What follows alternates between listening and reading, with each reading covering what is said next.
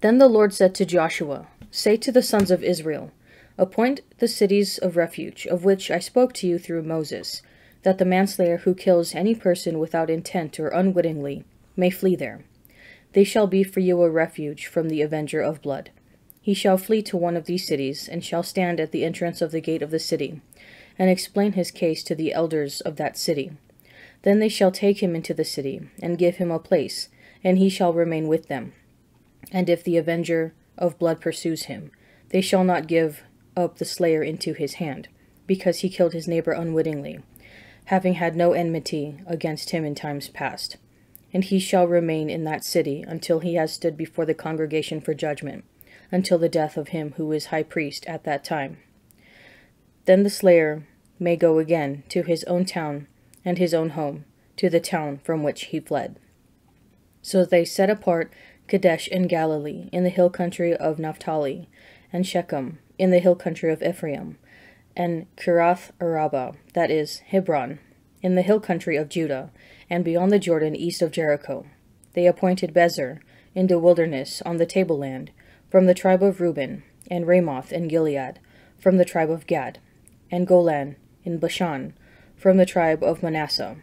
These were the cities designated for all the sons of Israel, and for the stranger sojourning among them, that anyone who killed a person without intent could flee there, so that he might not die by the hand of the avenger of blood, till he stood before the congregation.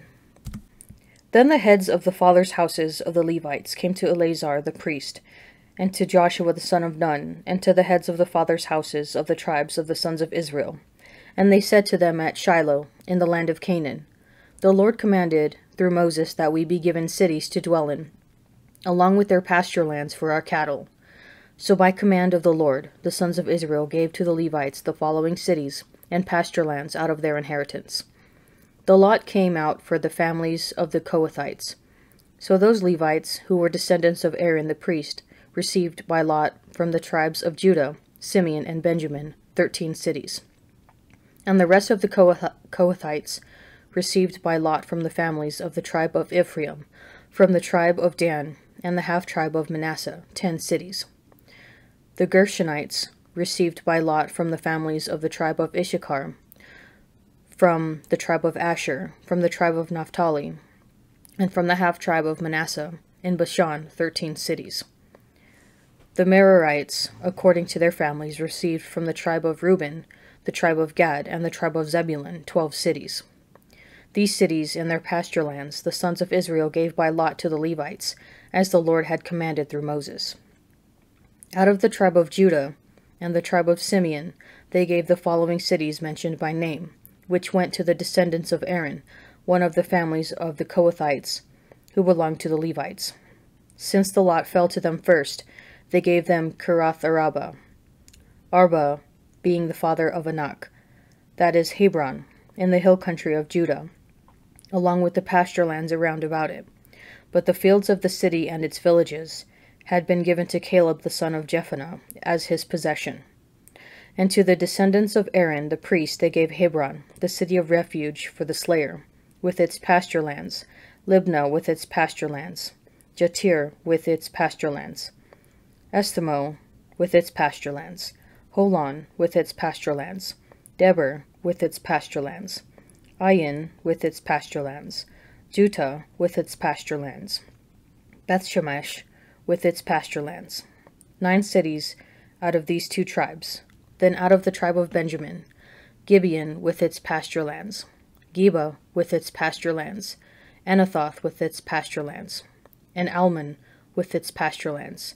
4 cities, the cities of the descendants of Aaron, the priest, were in the 13 cities with their pasture lands. As to the rest of the Kohathites belonging to the Kohathite families of the Levites, the cities allotted to them were out of the tribe of Ephraim.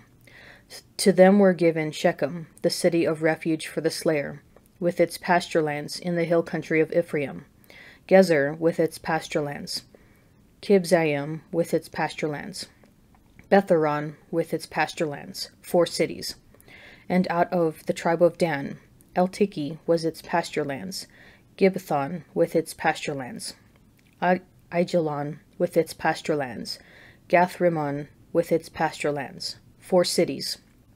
And out of the half-tribe of Manasseh, Tanakh with its pasture lands, and Gath-Rimmon with its pasture lands, 2 cities. The cities of the families of the rest of the Kohathites were 10 in all with their pasture lands. And to the Gershonites, one of the families of the Levites, were given out of the half-tribe of Manasseh, Golan in Bashan with its pasture lands, the city of refuge for the slayer, and Beethzerah with its pasture lands, 2 cities. And out of the tribe of Issachar, Kishion with its pasture lands, Debaroth with its pasture lands, Jarmuth with its pasture lands, Ignanim with its pasture lands, 4 cities.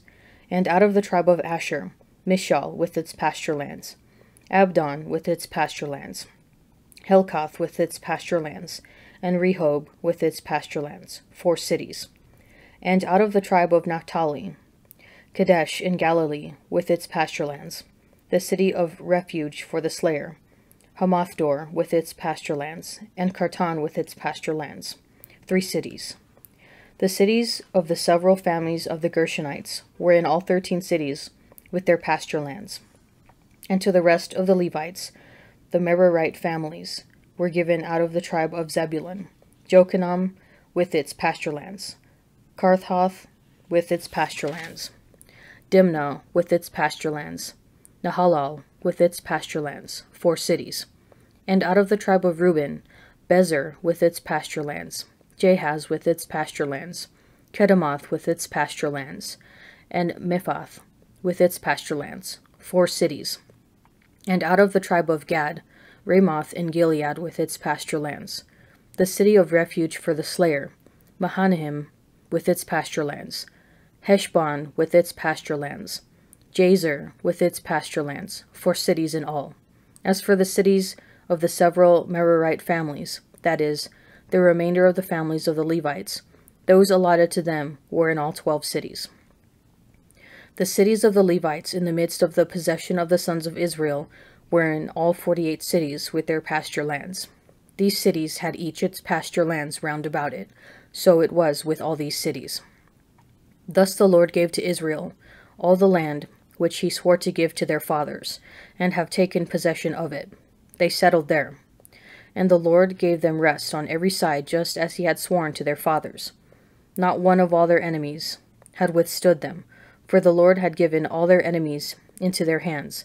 Not one of all the good promises which the Lord had made to the house of Israel had failed. All came to pass. Then Joshua summoned the Reubenites and the Gadites and the half-tribe of Manasseh, and said to them, You have kept all that Moses the servant of the Lord commanded you, and have obeyed my voice in all that I have commanded you.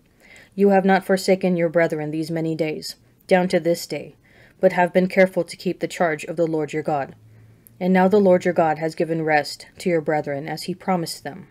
Therefore turn and go to your home in the land where your possession lies, which Moses the servant of the Lord gave you, on the other side of the Jordan. Take good care to observe the commandment and the law which Moses the servant of the Lord commanded you, to love the Lord your God, and to walk in all his ways, and to keep his commandments, and to cling to him, and to serve him, with all your heart and with all your soul. So Joshua blessed them, and sent them away, and they went to their homes. Now to the 1/2 of the tribe of Manasseh, Moses had given a possession in Bashan. But to the other half Joshua had given a possession beside their brethren, in the land west of the Jordan. And when Joshua sent them away to their homes, and blessed them, he said to them, Go back to your homes with much wealth, and with very many cattle, with silver, gold, bronze, and iron, and with much clothing. Divide the spoil of your enemies with your brethren. So the Reubenites and the Gadites and the half-tribe of Manasseh returned home, parting from the sons of Israel at Shiloh, which is in the land of Canaan, to go to the land of Gilead, their own land, of which they had possessed themselves, by command of the Lord through Moses. And when they came to the region about the Jordan, that lies in the land of Canaan, the Reubenites and the Gadites and the half-tribe of Manasseh built there an altar by the Jordan, an altar of great size. And the sons of Israel heard say, Behold, the Reubenites and the Gadites and the half-tribe of Manasseh have built an altar at the frontier of the land of Canaan, in the region about the Jordan, on the side that belongs to the sons of Israel. And when the sons of Israel heard of it, the whole assembly of the sons of Israel gathered at Shiloh to make war against them. Then the sons of Israel sent to the Reubenites and the Gadites and the half-tribe of Manasseh in the land of Gilead, Phinehas, the son of Eleazar the priest, and with him 10 chiefs, one from each of the tribal families of Israel, every one of them the head of a family among the clans of Israel. And they came to the Reubenites, the Gadites, and the half-tribe of Manasseh, in the land of Gilead, and they said to them, Thus says the whole congregation of the Lord, What is this treachery which you have committed against the God of Israel, in turning away this day from following the Lord, by building yourselves an altar this day, in rebellion against the Lord? Have we not had enough of the sin at Peor, from which even yet we have not cleansed ourselves, and for which there came a plague upon the congregation of the Lord, that you must turn away this day from following the Lord? And if you rebel against the Lord today, he will be angry with the whole congregation of Israel tomorrow. But now, if your land is unclean, pass over into the Lord's land where the Lord's tabernacle stands, and take for yourselves a possession among us.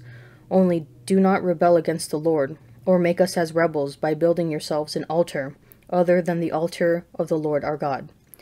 Did not Achan, the son of Zerah, break faith in the matter of the devoted things, and wrath fell upon all the congregation of Israel, and he did not perish alone for his iniquity. A prayer of David.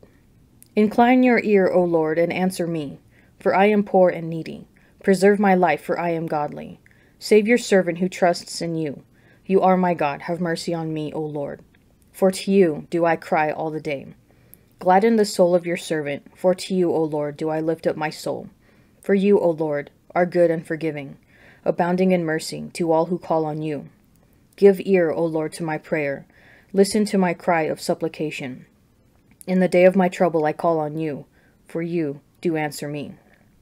There is none like you among the gods, O Lord, nor are there any works like yours.